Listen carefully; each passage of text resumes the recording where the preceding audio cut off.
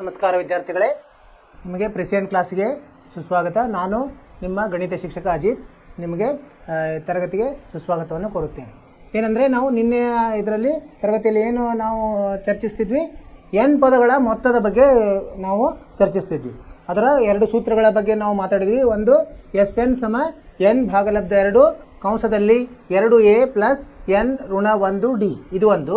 ಆಮೇಲೆ ಕೊನೆ ಪದ ಗೊತ್ತಿದ್ರೆ ಏನು ಮಾಡಬೇಕು ನಾವು, ಎಸ್ ಎನ್ ಸಮ ಎನ್ ಭಾಗಲಬ್ಧ 2 ಕಂಸದಲ್ಲಿ a ಪ್ಲಸ್ ಎಲ್ ಅಂದ್ರೇನು, ಕೊನೆಯ ಪದ.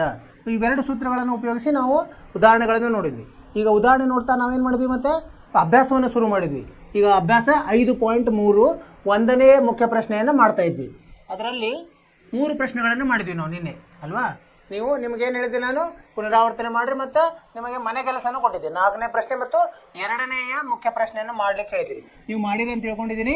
ಈಗ ಅದರ ಉತ್ತರವನ್ನು ನೋಡೋಣಂತ. ನಿಮ್ದು ಹೇಗೆ ಬಂತು, ಇಲ್ಲಿ ಹೇಗಿದೆ ಅಭ್ಯಾಸ 5.3. 5.3ರಲ್ಲಿ 1ನೇ ಮುಖ್ಯ ಪ್ರಶ್ನೆಯ 4ನೇ ಲೆಕ್ಕ ಮಾಡ್ಬೇಕು ನಾವೀಗ ಅಲ್ವಾ. ಏನಂತಿದೆ ಇಲ್ಲಿ, ಮೊತ್ತವನ್ನು ಕಂಡುಹಿಡಬೇಕು. ಅಲ್ಲಿ ಕೊಟ್ಟಿದ್ದಾರೆ, ಅಲ್ಲಿ 1 ಭಾಗಲಬ್ಧ, ಅದು ಸರಣಿಯನ್ನು ಬರ್ಕೊಂಡಂತೆ ಏನಿದೆ, 1 ಭಾಗಲಬ್ಧ 15, 1 ಭಾಗಲಬ್ಧ 12, 1 ಭಾಗಲಬ್ಧ 10, ಎಲ್ಲಿವರೆಗೆ 11 ಪದಗಳವರೆಗೆ, 11 ಪದಗಳವರೆಗೆ ಮೊತ್ತ ಇಲ್ಲಿವರೆಗೆ ನಾವು ಕಂಡುಹಿಡಬೇಕು ಅಲ್ವಾ. ಸೊ ಏನು ಮಾಡ್ಬೇಕು ನಾವೀಗ, ಇದು ಪರಿಹಾರ ಹೇಗೆ ಪರಿಹಾರ, ಇಲ್ಲಿ ಮೊದಲನೇ ಪದ ಎ ಏನು ಕೊಟ್ಟಿದ್ದಾರೆ, 1 ಭಾಗಲಬ್ಧ 15. ಡಿ ಹೆಂಗೆ ಕಂಡುಹಿಡಿಬೋದು, 2ನೇ ಪದ ಋಣ 1ನೇ ಪದ ಮಾಡಬೇಕು. ಇಲ್ಲಿ ಲಸ ತಗೋಬೇಕು. ಲಸ ಎಷ್ಟಾಗ್ತದೆ, 60 ಆಗ್ತದೆ. 60 ಲಸ, ಇದು 12, 5 60, 15 4, 5 ಋಣ 4 ಎಷ್ಟು 1 ಬರ್ತದೆ. ಅಂದರೆ 1 ಭಾಗಲಬ್ಧ 60 ಎ ಆಯಿತು, ಅಂದರೆ ಡಿ ಆಯಿತು. ಎ 1 ಭಾಗಲಬ್ಧ 5 ಆಯಿತು. ಮತ್ತು ಏನು ಕೊಟ್ಟಿದ್ದಾರೆ, ಎಷ್ಟು ಕೊಟ್ಟಿದ್ದಾರೆ ಅವರು, 11 ಪದಗಳು. ನಾವೇನು ಕಂಡುಹಿಡಬೇಕು, ಎಸ್ ಎನ್ ಕಂಡುಹಿಡಬೇಕು. ಇಲ್ಲಿ ಸೂತ್ರವನ್ನು ಹಾಕೋಣಂತೆ, ಎಸ್ ಎನ್ ಸಮ ಎನ್ ಭಾಗಲಬ್ಧ 2 ಕಂಸದಲ್ಲಿ 2a ಸಂಕಲನ ಎನ್ ಋಣ 1d. ಇಲ್ಲಿ ಏನು 11 ಭಾಗಲಬ್ಧ 2 ಕಂಸದಲ್ಲಿ 2 ಗುಂಡ್ಲೆ ಎ ಅಂದರೆ ಎಷ್ಟು, 1 ಭಾಗಲಬ್ಧ 15 ಸಂಕಲನ ಎನ್ ಎಷ್ಟಿದೆ 11 ಋಣ 1d 1 ಭಾಗಲಬ್ಧ 60. ಇದನ್ನು ಸರಳ ಮಾಡಬೇಕು. 11 ಭಾಗಲಬ್ಧ 2, ಇದು 2 ಭಾಗಲಬ್ಧ 15. ಇಲ್ಲಿ ಏನು ಬರುತ್ತೆ, 11ರಲ್ಲಿ 1 10, 10 ಭಾಗಲಬ್ಧ 60 ಅಂದರೆ ಸಂಕಲನ 1 ಭಾಗಲಬ್ಧ 6 ಬರ್ತದೆ. ಈಗ ಇದಕ್ಕೇನು ಇದು ಬರ್ತದೆ, ಲಸ ತೆಗಿಬೇಕಾಗ್ತದೆ. 11 ಭಾಗಲಬ್ಧ 2 ಗುಂಡ್ಲೆ ಇದಕ್ಕೆ ಯಾವುದು, 15 ಮತ್ತು 6ಕ್ಕೆ 30 ಬರ್ತದೆ. 30, 15, 2 30, 6 5 ಅಂದರೆ 2, 2 4, 4 + 5 9 ಆಗುತ್ತೆ. ಸರಿನಾ. ಅಂದರೆ ಏನು ಉತ್ತರ ಬಂತು, ಇದು 11 ಇದು ಭಾಗ ಹೋಗ್ತದೆ, ಇಲ್ಲಿ ಹೋಗ್ಬೋದು. 3 3 3 10 ಆಗ್ತದೆ. ಅಂದರೆ 11 3 33 ಭಾಗಲಬ್ಧ 20. ಏನಿದು ಮೊತ್ತ. ಉತ್ತರವನ್ನು ಪರೀಕ್ಷಿಸೋಣ ಅಂತ. ಸರಿಯಾಗಿದೆ, 33 ಭಾಗಲಬ್ಧ 20 ಸರಿಯಾದ ಉತ್ತರ. ಅಂದರೆ ಈ ಸಮಾಂತರ ಶ್ರೇಣಿಯ 11 ಪದಗಳ ಮೊತ್ತ 33 ಭಾಗಲಬ್ಧ 20. ಇದು ಭಾಗಲಬ್ಧದಲ್ಲಿವೆ, ಎಲ್ಲ ಇವು ಭಾಗಲಬ್ಧದ ಸಂಖ್ಯೆಯಲ್ಲಿವೆ. ಹೀಗಾಗಿ ನೀವು ತುಂಬ ಜಾಗೃತವಾಗಿ ಮಾಡಬೇಕು. ಇದು ನಿಮಗೆ ಉತ್ತರ ನಿಮಗೂ ಇದೇ ಬಂದಿದೆ ಅಂತ ನನಗೆ ನಂಬಿಕೆ ಇದೆ. ಬಂದಿಲ್ಲ ಅಂದರೆ ಯಾವ ಹಂತದಲ್ಲಿ ನಿಮ್ಗೇನಾದರೂ ತಪ್ಪಾಗಿದ್ದರೆ ನೋಡಿರಿ. ಸೊ ನಿಮಗೆ ಸರಿ ಬಂದಿದ್ದರೆ ಒಳ್ಳೆಯದಾಯಿತು, ಇಲ್ಲ ಅಂದರೆ ಅದನ್ನು ತಿದ್ದುಕೊಡ್ರಿ. ತಿಳಿದೇ ಇಲ್ಲ ಅಂದರೆ ನೀವು ನಮಗೇನು ಮಾಡಬೇಕು, ಮೆಸೇಜ್ ಮಾಡಬೇಕು. ಅದನ್ನು ನಾನು ನಿಮಗೆ ಇನ್ನೊಮ್ಮೆ ಹೇಳ್ತೀನಿ. ಏನಂತೆ, ಇಲ್ಲಿ ಮೊದಲು ಏನೇನು ಕೊಟ್ಟಿದ್ದಾರೆ ಬರ್ಕೋಬೇಕು. ಎ ಕೊಟ್ಟಿದ್ದಾರೆ, ಡಿ ಅನ್ನು ಕಂಡು ಹಿಡ್ಕೋಬೇಕು ನಾವು. 2ನೇ ಪದದಲ್ಲಿ 1ನೇ ಪದ ಕಳೆದಾಗ ನಮ್ಮ ಡಿ ಬಂತು. ಆಮೇಲೆ ಏನು ಕೊಟ್ಟಿದ್ದಾರೆ, 11 ಪದಗಳು ಅಂದರೆ 11 ಎನ್ ಬೆಲೆ ಆಗ್ತದೆ. ಎಸ್ ಎನ್ ಕಂಡುಹಿಡಬೇಕು. ಸೂತ್ರವನ್ನು ಹಾಕಬೇಕು. ಸೂತ್ರದಲ್ಲಿ ಇವನ್ನೆಲ್ಲ ಇವುಗಳ ಪದಗಳನ್ನು ನಾವು ಆದೇಶಿಸಿದಾಗ ನಮಗೆ ಎಸ್ ಎನ್ ಉತ್ತರ ಬಂತು. ಎಸ್ ಎನ್ ಎಷ್ಟು ಬಂತು, 33 ಭಾಗಲಬ್ಧ 20. ಅರ್ಥವಾಯ್ತು ಅಂತ ತಿಳ್ಕೊಂಡಿನಿ ವಿದ್ಯಾರ್ಥಿಗಳಿಗೆ, ಸರಿನಾ. ಈಗ 1ನೇಯ ಮುಖ್ಯ ಪ್ರಶ್ನೆ ಮುಗೀತು. ಈಗ 2ನೇಯ ಮುಖ್ಯ ಪ್ರಶ್ನೆ ನೋಡೋಣ. ಏನಂತಿದೆ, ಇವುಗಳ ಮೊತ್ತ ಕಂಡುಹಿಡಿಯಿರಿ. ಇಲ್ಲೇನು ಕೊಟ್ಟಿದ್ದಾರೆ, ಇಲ್ಲಿ ಇದನ್ನು ಸಮಾಂತರ ಶ್ರೇಣಿಯನ್ನು ಕೊಟ್ಟಿದ್ದಾರೆ. ಅಲ್ಲಿ ಸಂಕಲನ ಚಿಹ್ನೆ ಹಾಕಿದ್ದಾರೆ, ಅಂದರೆ ಅದು ಮೊದಲನೇ ಪದ 2ನೇ ಪದ ಈ ಥರ ಬರ್ಕೋತ ಹೋಗಿದ್ದಾರೆ. ಕೊನೆಯ ಪದ ಕೊಟ್ಬಿಟ್ಟಿದ್ದಾರೆ. ಹೀಗಾಗಿ ನಮಗೆ ಸರಳ ಆಯಿತು. ಎಲ್ ಅಂತ ತೊಗೊಂಡು 2ನೇ ಸೂತ್ರದಲ್ಲಿ ಇದನ್ನು ಹಾಕಿ ನಾವು ಕಂಡುಹಿಡಿಬೋದು. ನೋಡೋಣ.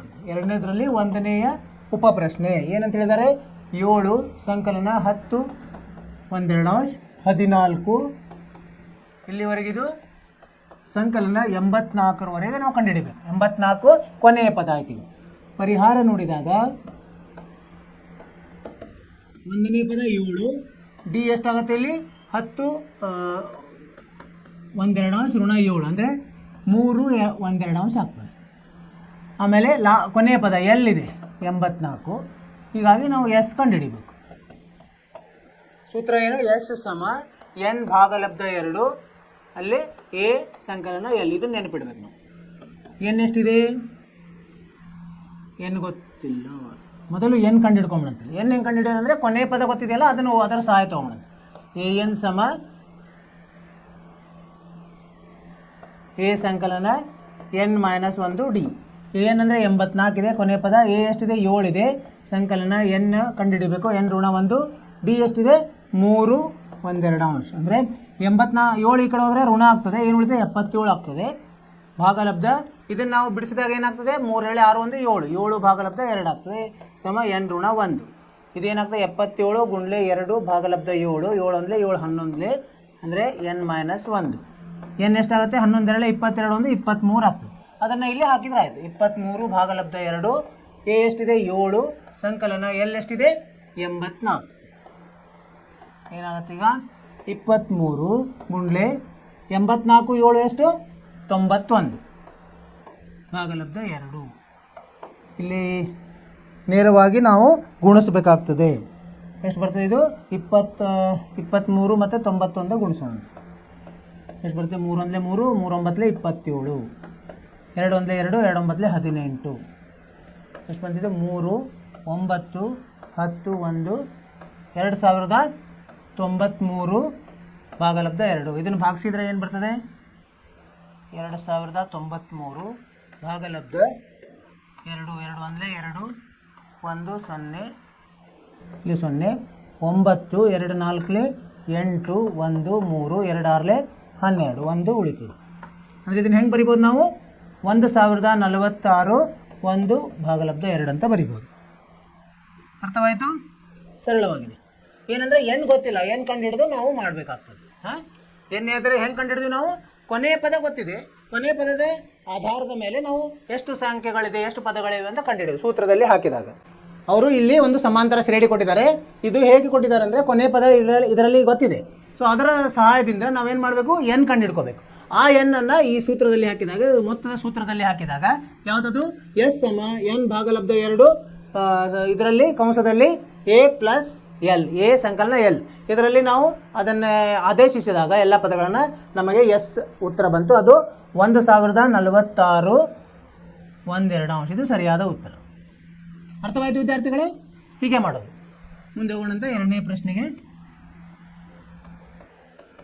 ಎರಡನೇದು ಏನಿದೆ, ಮತ್ತೊಂದು ಸಮಾಂತರ ಶ್ರೇಣಿ ಕೊಟ್ಟಿದ್ದಾರೆ. 34 ಸಂಕಲನ 32 ಸಂಕಲನ 30 ಸಂಕಲನ ಡ್ಯಾಶ್ ಡ್ಯಾಶ್ ಡ್ಯಾಶ್ ಎಲ್ಲಿವರೆಗೆ 15ವರೆಗೆ. ಮೊದಲು ಏನು ಮಾಡೋಣ, ಇದನ್ನೆಲ್ಲ ಏನೇನು ಕೊಟ್ಟಿದ್ದಾರೆ ಪರಿಹಾರದಲ್ಲಿ ಬರ್ಕೊಂಬಿಡಿ. ಕೊಟ್ಟಿರೋದು ಎ ಕೊಟ್ಟಿದ್ದಾರೆ 34, ಆಮೇಲೆ ಡಿ ಎಷ್ಟಾಗುತ್ತೆ 32ರಲ್ಲಿ 34 ಹೋದರೆ ಋಣ 2 ಆಗ್ತದೆ. ಎನ್ ಕಂಡುಹಿಡಿಬೇಕು ನಾವು. ಆಮೇಲೆ ಎಲ್ ಕೊಟ್ಟಿದ್ದಾರೆ ಎಷ್ಟು 10, ಎಸ್ ಕಂಡುಹಿಡಿಬೇಕು. ಮೊದಲು ಎನ್ ಕಂಡುಹಿಡೋಣ. ಎನ್ ಹೆಂಗೆ ಕಂಡುಹಿಡೋದು? ಎ ಎನ್ ಸಮ ಎ ಸಂಕಲನ ಎನ್ ಋಣ 1 ಡಿ. ಇದರಲ್ಲಿ ಹಾಕಿದರೆ ಬರ್ತದೆ. ಎ ಗೊತ್ತಿದೆ, ಎನ್ ಗೊತ್ತಿದೆ, ಎಷ್ಟಿದೆ 10 ಇದೆ ಕೊನೆಯ ಪದ. ಎ ಎಷ್ಟಿದೆ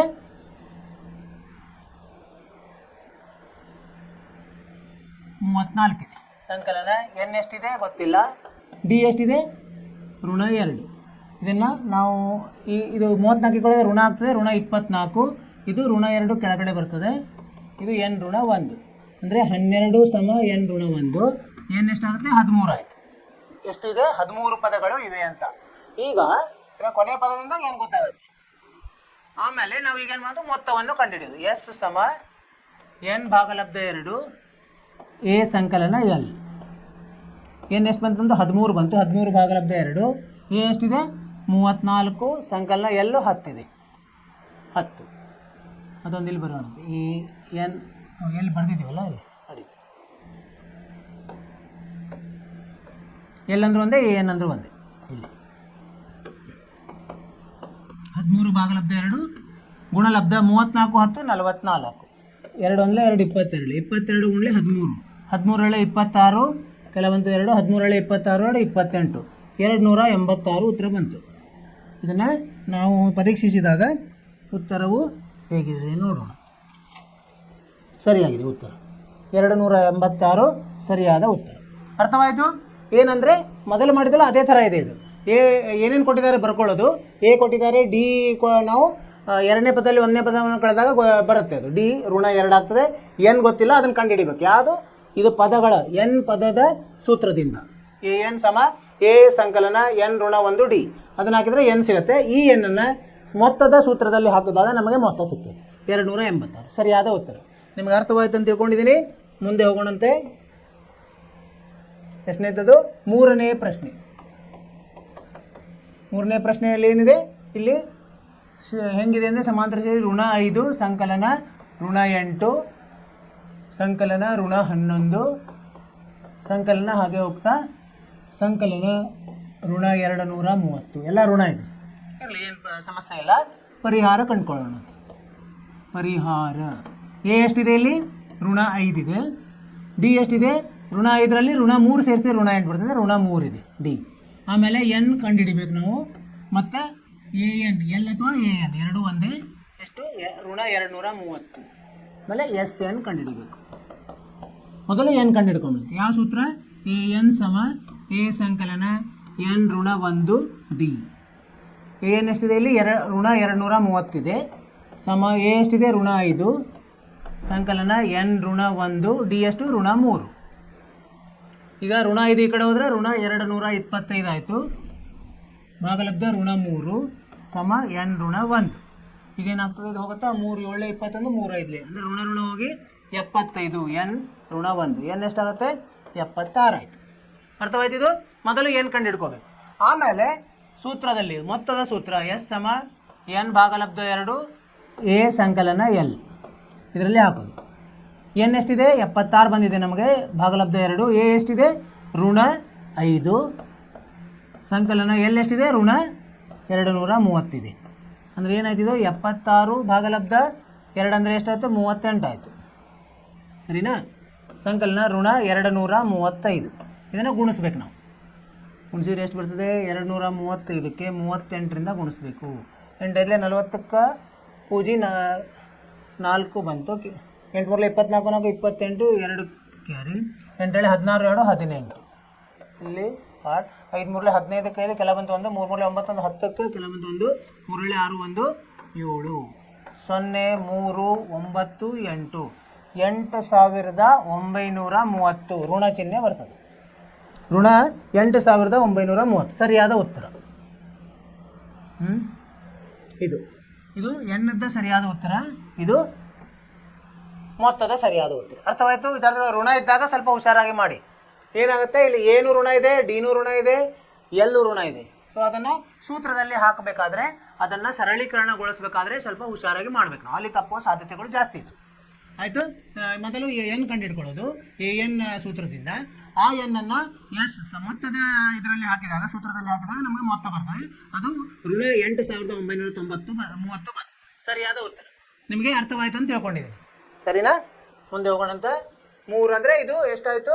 ಎರಡನೆಯ ಮುಖ್ಯ ಪ್ರಶ್ನೆ ಮುಗಿತಿಲ್ಲ. ಈಗ ಮೂರನೆಯ ಮುಖ್ಯ ಪ್ರಶ್ನೆ, ಅದರಲ್ಲಿ ಒಂದನೇ ಉಪಪ್ರಶ್ನೆ ಏನಂತಿದೆ? ಎ ಸಮ 5 ಡಿ ಸಮ 3 ಎ ಎನ್ ಸಮ 50 ಆದರೆ ಎನ್ ಮತ್ತು ಎಸ್ ಎನ್ ಕಂಡುಹಿಡಿಯಿರಿ.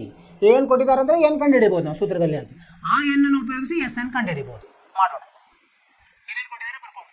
ಎ ಸಮ 5 ಡಿ ಸಮ 3 ಎ ಎನ್ ಅಂದರೆ ಪದ, ಎನ್ನೇ ಪದ ಕೊಟ್ಟರು 50 ಆದರೆ ಎನ್ ಮತ್ತು ಏನು ಕಂಡುಹಿಡಿ ಅಂದರೆ ಅವರು ಎನ್ ಮತ್ತು ಎಸ್ ಎನ್ ಕಂಡುಹಿಡಿಬೇಕು ಅಲ್ವಾ? ಮೊದಲು ಪರಿಹಾರದಲ್ಲಿ ಬರೆಯೋಣ. ಪರಿಹಾರ ಎ ಎನ್ನದ್ದು ಸೂತ್ರ ಬರೆದ್ರೆ ಎನ್ ಸಿಗ್ತದೆ. ಎ ಎನ್ ಸಮ ಎ ಸಂಕಲನ ಎನ್ ಋಣ 1 ಡಿ. ಎ ಎನ್ ಎಷ್ಟಿದೆ? 50 ಇದೆ. 50 ಇಲ್ಲಿ ಬರೆಯೋಣಂತೆ. ಎ 5 ಸಂಕಲನ ಎನ್ ಎಷ್ಟಿದೆ ಅದನ್ನೇ ಕಂಡುಹಿಡಿಬೇಕು ನಾವು. ಎನ್ ಋಣ 1 ಡಿ ಎಷ್ಟಿದೆ? 3 ಇದೆ. 5 ಈ ಕಡೆ ಹೋದರೆ ಋಣ ಆಗ್ತದೆ, 45 ಆಯ್ತು. 50ರಲ್ಲಿ 5 ಹೋದರೆ 45. ಇದು 3 ಈ ಕಡೆ ಬಂದರೆ ಭಾಗಲಬ್ಧ ಆಗ್ತದೆ ಎನ್ ಋಣ 1. 45 ಭಾಗಲಬ್ಧ 3 ಎಷ್ಟು? 15. 15 ಇದು 1 ಆ ಕಡೆ ಹೋದರೆ ಧನ ಆಗಿ ಎನ್ ಎಷ್ಟಾಗ್ತದೆ? 16 ಆಯಿತು. ಈಗ ಮೊತ್ತದ ಸೂತ್ರವನ್ನು ಹಾಕೋಣ. ಎಸ್ ಎನ್ ಸಮ ಏನು ಎನ್ ಭಾಗಲಬ್ಧ 2. ಈಗ ಕೊನೆ ಪದ ಗೊತ್ತಿಲ್ಲ ಅಂದರೆ ಮೊದಲೇ ಸೂತ್ರವನ್ನು ಹಾಕಬೇಕು. 2a ಸಂಕಲನ ಎನ್ ಋಣ 1 ಡಿ. ಈ ಸೂತ್ರವನ್ನು ಉಪಯೋಗಿಸ್ಬೇಕು. ಎನ್ ಎಷ್ಟಿದೆ 16 ಬಂದಿದೆ. 16 ಭಾಗಲಬ್ಧ 2 2 ಗುಂಡ್ಲೆ ಎ ಎಷ್ಟು 5 ಸಂಕಲನ ಎನ್ ಎಷ್ಟು 16 ಋಣ 1 ಡಿ ಎಷ್ಟು 3. 16 ಭಾಗಲಬ್ಧ 2 ಎಷ್ಟು 8. ಇಲ್ಲಿ ಗುಣಲಬ್ಧ 10 ಸಂಕಲನ 16 ಅಂದರೆ 15 3 15 ಮೂರಲೆ 45. ಅಂದರೆ ಇದಾಯಿತು 8 ಗುಂಡ್ಲೆ 55. ಅಂದರೆ 8 5 40 ಪೂಜೆ ಕೆಲವೊಂದು 4 8 5 44 440 440 ಉತ್ತರ. ಇದನ್ನು ಪರೀಕ್ಷಿಸಿದಾಗ ಸರಿಯಾಗಿದೆ. ಎನ್ 16 ಇದು ಸರಿಯಾಗಿದೆ ಮತ್ತು ಮೊತ್ತ 440 ಸರಿಯಾಗಿದೆ.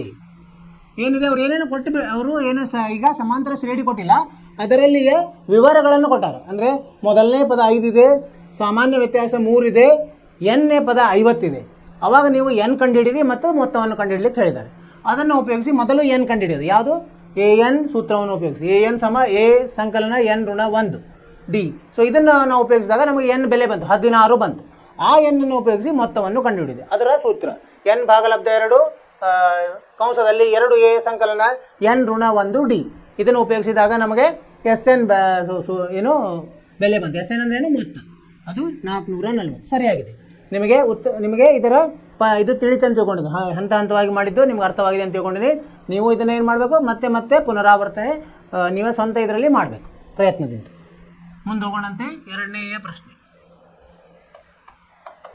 ಏನಿದೆ ಎರಡನೇ ಪ್ರಶ್ನೆ? ಇಲ್ಲೂ ಒಂದಿಷ್ಟು ಮಾಹಿತಿ ಕೊಟ್ಟಿದ್ದಾರೆ. ಏನು? ಮೊದಲನೇ ಪದ ಎ ಎಷ್ಟು 7, 13ನೇ ಪದ ಕೊಟ್ಟಾರೆ ಎ 13 ಎಷ್ಟು 35. ಅವಾಗ ಏನು ಕಂಡುಹಿಡಿ ಅಂದಾರ? ಡಿ ಮತ್ತು